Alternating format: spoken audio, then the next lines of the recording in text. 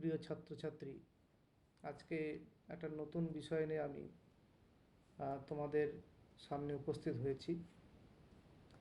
তো বিগত যে ভিডিওগুলো আমি প্রকাশ করেছিলাম, আশা করি তোমরা সকলে সযত্নে সেগুলোকে শুনেছো এবং উপলব্ধি করার চেষ্টা করেছো। তো তোমাদের যদি কোনো এই আলোচনাগুলো যদি প্রয়োজনে আসে, তাহলে আমার এই যে ক্ষুদ্র প্রচেষ্টা এটা অবশ্যই সার্থক হবে, এটুকু আমি আশা করি। তো আজকের যে আলোচনা, সে আলোচনায় আমি কাজী নজরুল ইসলামের কবিতায় মানুষের প্রতি গভীর ভালোবাসা থেকে সাম্যবোধ, অসাম্প্রদায়িকতার যে বাণী উচ্চারিত হয়েছে, সে সম্পর্কে একটা ছোট্ট আলোচনা তোমাদের সামনে করব। আমরা জানি যে বিংশ শতাব্দীর দ্বিতীয় দশকে বাংলা কাব্যে নজরুলের আবির্ভাব হয়েছিল এবং তার আগমনের সঙ্গে সঙ্গে বাংলা কাব্য একটি নতুন ভাব প্রবাহে দীক্ষিত হয়েছিল। এবং সেই যে ভাব বা সেই যে ভাবটি বিদ্রোহের তথা মানব মুক্তি চেতনার, এটা আমরা প্রত্যেকে জানি। নজরুলের কাব্যে সর্বপ্রথম বাঙালি এক বলিষ্ঠ প্রকাশভঙ্গি, ছন্দ মাধুর্য, বিপ্লব ও আশার বাণীর সঙ্গে পরিচিত হয়ে সঞ্জীবিত হয়েছিল। এবং এটাও আমরা জানি যে কোনো মহৎ শিল্পীর মতোই তিনি কোনো বিশেষ সম্প্রদায়, দেশ ও জাতির বদলে সমগ্র বিশ্ব ও সমগ্র কালের চেতনায় স্পন্দিত হয়েছিলেন। তাই তার কাব্যে মানবপ্রীতির একটা সুগভীর প্রত্যয় থেকে সাম্যবাদী ও অসাম্প্রদায়িক চেতনার জয়বাণী কিন্তু উচ্চারিত হয়েছিল। এই আলোচনায় প্রসঙ্গে আমরা কবি বুদ্ধদেব বসুর একটা মন্তব্য এখানে উদ্ধৃত করতে পারি।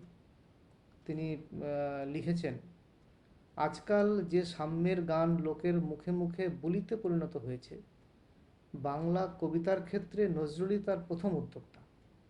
রাজনীতিকে তিনি এড়িয়ে চলেননি, তার মধ্যে নিজেকে হারিয়েও ফেলেন। তা থেকে বের করেছেন সুরঝঙ্কার। যথার্থই বঙ্কিমচন্দ্রের সাম্য বা বিড়াল প্রবন্ধ ছাড়া এর আগে বাংলা সাহিত্যে মানব প্রত্যয় ও সাম্যবাদের কথা এমন দ্বিধাহীনভাবে কিন্তু কেউ বলেননি। এটা কিন্তু একদম ইতিহাসগত দিক থেকে সত্য কথা।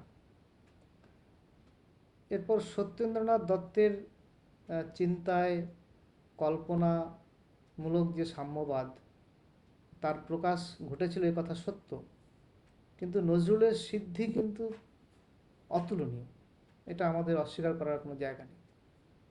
মূলত সোভিয়েত বিপ্লবের আগে এদেশে সাম্যবাদের চিন্তার উল্লেখযোগ্য প্রসার ঘটেনি, এটা আমরা প্রত্যেকে জানি। এবং নজরুলের কবিতাতে সাম্যচিন্তার সাম্যবাদের প্রধান শর্ত যে অন্ন বস্ত্রের স্বাধীনতা, সেই স্বাধীনতার দাবি কিন্তু উচ্চকণ্ঠে ঘোষিত হয়েছিল। তাই নজরুল বলেছেন যে ক্ষুধাতুর শিশু চায় না স্বরাজ, চায় দুটো ভাত একটু নুন, বেলা বয়ে যায় খায়নি কো বাছা, কচি পেটে তার জলে আগুন। মানবপ্রীতির এই অসামান্য অনুভূতির উপর তার সাম্যবাদী চেতনার মূলত প্রতিষ্ঠিত হয়েছিল, এটা আমরা প্রত্যেকে জানি।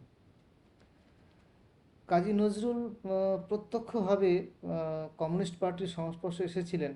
এদেশে কমিউনিস্ট পার্টি গঠনের অন্যতম শ্রেষ্ঠ প্রাণপুরুষ মুজফ্ফর আহমেদ, তার ঘনিষ্ঠ সংস্পর্শে তিনি এসেছিলেন, এটা আমরা প্রত্যেকে জানি। এবং এই পার্টির মুখপত্র যে লাঙল পত্রিকা, সেই লাঙল পত্রিকার সঙ্গে তিনি ওতপ্রোতভাবে জড়িত ছিলেন। এই পত্রিকার যে প্রথম যে সংখ্যা প্রকাশিত হয়, সেই প্রথম সংখ্যায় স্বয়ং নজরুল ঘোষণা করেছিলেন, গাহি সাম্যের গান, যেখানে আসিয়া এক হয়ে গেছে সব বাধা ব্যবধান। সেখানে মিশেছে হিন্দু, বৌদ্ধ, মুসলিম, খ্রিস্টান, গাহি সাম্যের গান। মূলত নজরুলের চেতনায় ভারতীয় ঋষি বা সুফি সাধনার আহ, দান ও সাম্যবাদী আহ, পাঠ গ্রহণের ক্ষেত্রে সেটা কিন্তু বিশেষভাবে উল্লেখযোগ্য। জীবনের প্রথম লগ্ন থেকেই আহ, তার কাব্যে নির্যাতিতের দুঃখ বেদনা প্রতিফলিত হয়েছে। যদি আমরা তার কাব্যগুলো পাঠ করি তাহলে এই বিষয়টা আমাদের সামনে পরিষ্কার হয়ে যাবে। এবং নজরুল একটি চিঠিতে লিখেছেন, আপনি কি আমার সাম্যবাদী পড়েছেন? তাহলে বুঝবেন সব কথা। আমি আমার মনের কুঞ্জে আহ, আমি আমার মনের কুঞ্জে আমার বংশীবাদকের বিদায় পদধ্বনি আজও শুনতে পাইনি, তবে তার নবীনতর সুর শুনেছি। সত্যি নজরুল কাব্যের সুর যে সাম্যবাদ ও মানব প্রত্যয়ের সুর, সে কথা তার সাম্যবাদী ও সর্বহারা কাব্যগ্রন্থ সাক্ষ্য দেয়। তার শ্রমিকের গান, সাম্যবাদী মানুষ, পাপ, বারাঙ্গনা, নারী, কুলি মজুর, আমার কৈফিয়ত, ফরিয়াদ, এইসব কবিতার মূলে রয়েছে মানবের মানুষের যে সামাজিক ও অর্থনৈতিক বৈষম্য। এই সামাজিক এবং অর্থনৈতিক বৈষম্যই হচ্ছে তার এই সমস্ত কবিতার মূল উপজীব্য বিষয়। এবং তার যদি কয়েকটি কবিতা আমরা পাঠ করি, সেই কবিতাগুলো পাঠ করলে আমাদের যে ধারণা জন্মায় যে নজরুল সাহিত্যের মৌল উপাদান হলো শ্রেণী সচেতনতা ও সাম্য চেতনা। যেমন সাম্যবাদী কবিতায় তিনি বলেছেন, গাহি সাম্যের গান, মানুষের চেয়ে বড় কিছু নাই, নহে কিছু মহিয়ান, নাই দেশকাল পাত্রের ভেদ, অভেদ ধর্ম জাতি। অথবা জন্মের পরে মানব জাতি থাকে না কোনো গ্লানি। অথবা আমার চক্ষে পুরুষ রমণী কোনো ভেদাভেদ নাই। অথবা সকল কালের সকল দেশের সকল মানুষ আমি, এক মোহনায় ছাড়াইয়া শোনো এক কমিলনের বাসী, এক মিলনের বাসী। ধনির প্রাসাদে নজরুল শ্রমিকের ঘাস আর রক্ত প্রত্যক্ষ করেন। শ্রমিকের শ্রমের উপযুক্ত মূল্য না দিয়ে ধনিক শ্রেণী মুনাফা অর্জন করে। এ সম্পর্ক তার কবিতায় তার যে ভাবনা, সেই ভাবনা আমরা দেখেছি যে, বেতন দিয়াছ, চুপ রও যত মিথ্যাবাদীর দল, কত পাই দিয়ে কুলিদের তুই কত ক্রোড় পেলি বল, তোমার অট্টালিকা কার খুনে রাঙা, ঠুলি খুলে দেখো প্রতি ইটে আছে লেখা। নজরুলের এই নিপীড়িত মানব জাতিকে এক বর্ণ ধর্ম শ্রেণীহীন সমাজ গড়ে তুলতে আহ্বান জানিয়েছেন। তিনি জানেন যে শ্রমিকের শ্রমে বর্তমান মানব সভ্যতার যে সুরঙ্গ প্রসাদ গড়ে উঠেছে, অথচ তারাই বঞ্চিত, নিপীড়িত, শোষিত। ফরিয়াদ কবিতার যদি আমরা দেখি, সেখানে দেখব ফরিয়াদ কবিতায় তিনি পীড়িত মানবাত্মার বেদনা নিয়ে তিনি প্রতিবাদ জানিয়েছেন, প্রতিকার দাবি করেছেন। এই ধরনীর ধূলিমাখা তব অসহায় সন্তান, মাগে প্রতিকার উত্তর দাও, আদি পিতা ভগবান। সাম্রাজ্যবাদের বিরুদ্ধে কবি তীব্র ভাষায় আক্রমণ করেছেন।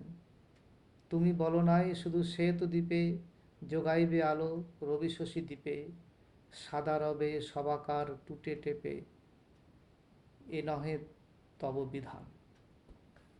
আসলে নজরুলের কবি মানসে ধর্ম এক উদার ব্যাখ্যায় গৃহীত।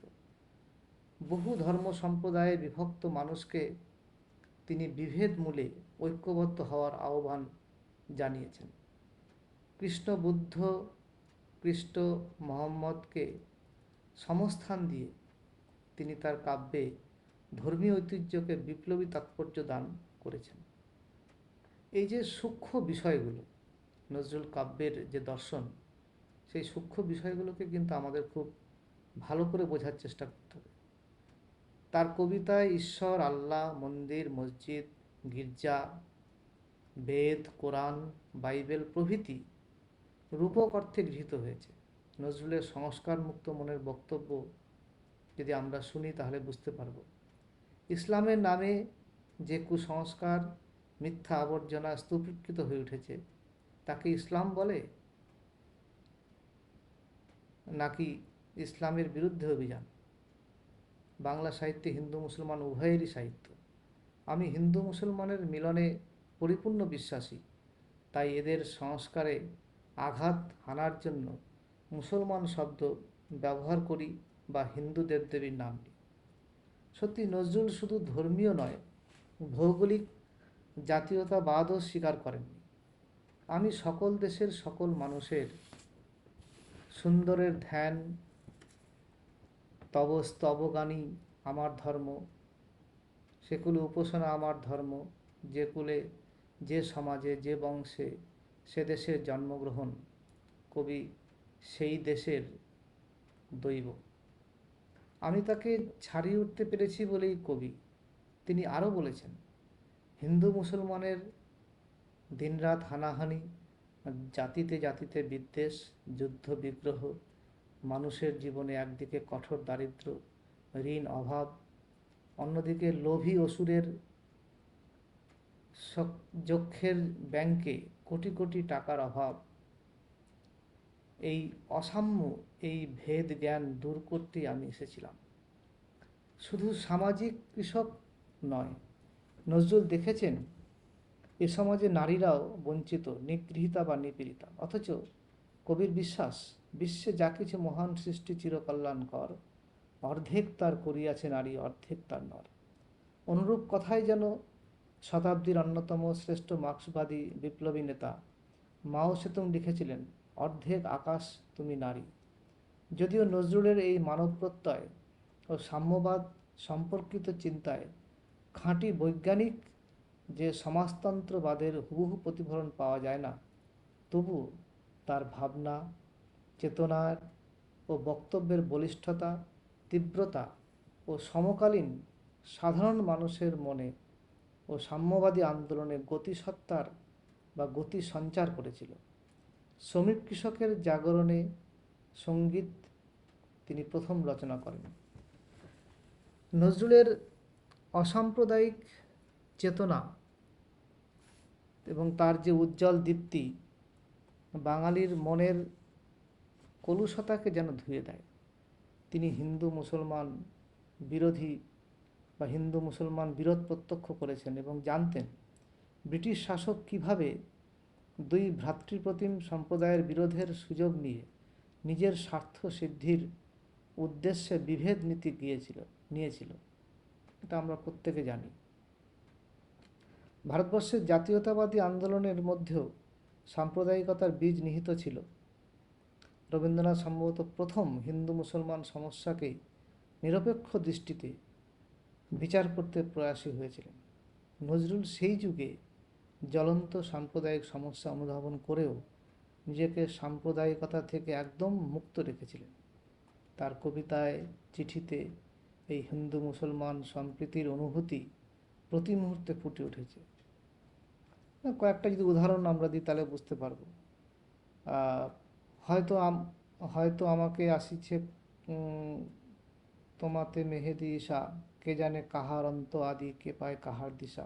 অথবা এই হৃদয়ের সেই নীলাচল, কাশী মথুরা বৃন্দাবন, বুদ্ধ গয়া এ জেরুজালেম, এ মদিনা কাবা ভবন। তার বিখ্যাত দুটি পংক্তি সকলের মুখে ফেরে, হিন্দু না ওরা মুসলিম, ওই জিজ্ঞাসে কোনজন, কান্ডারি বল ডুবিছে মানুষ, সন্তান মোর মার। নজরুলের কবিতা মূলত কবি বলে এবং সমকালীন আন্তর্জাতিকতাবাদে শিক্ষিত ছিলেন বলে ধর্ম এবং ধর্মীয় জাতীয়তাবাদ থেকে নিজেকে মুক্ত রাখতে পেরেছিলেন।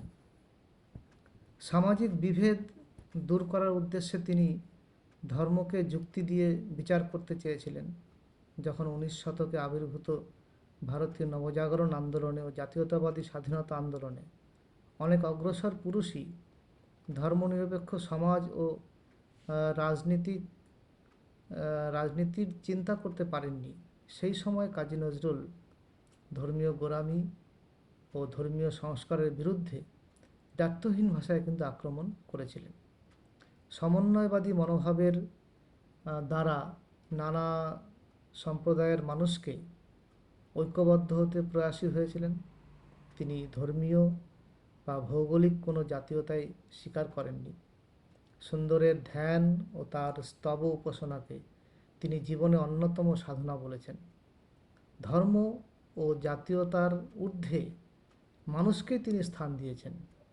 তাই বিদ্রোহী কবিতায় তিনি লিখেছেন, আমি বঞ্চিত ব্যথা পথবাসী চির গৃহহারা যত পথিকের, আমি অবমানিতের মরম বেদনা বিষ জ্বালা প্রিয় লাঞ্ছিত বুকে গতিকের।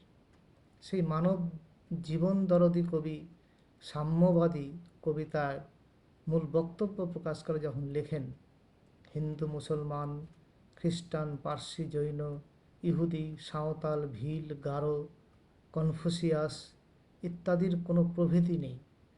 বিভিন্ন শাস্ত্রগ্রন্থের মতবাদ মানুষের ব্যবধানকেই বাড়িয়ে তোলে। তাই সবার উপরে মানব হৃদয়ই সত্য। সেখানে সমন্বিত হয়েছে বিশ্বজনের যাবতীয় ধর্ম ও মতবাদের কথা, ঈশ্বরের কথা। সেখানে খুলে দেখ নিজের প্রাণ, তোমাতে রয়েছে সকল ধর্ম সকল যুগাবতার, তোমার হৃদয়ে বিশ্ব দেউল সকলের দেবতার। এখানেই নজরুলের মহত্ব এবং চিরন্তনত্ব। এটা আমরা খুব সহজ ভাষায় বললাম, তোমরা আশা করি বোঝার চেষ্টা করবে এবং আগামী দিনে আবার সুযোগ পেলে অন্য একটা বিষয় নিয়ে আমি আলোচনা আসবো। সকলে ভালো থাকবে, সকলকে ধন্যবাদ।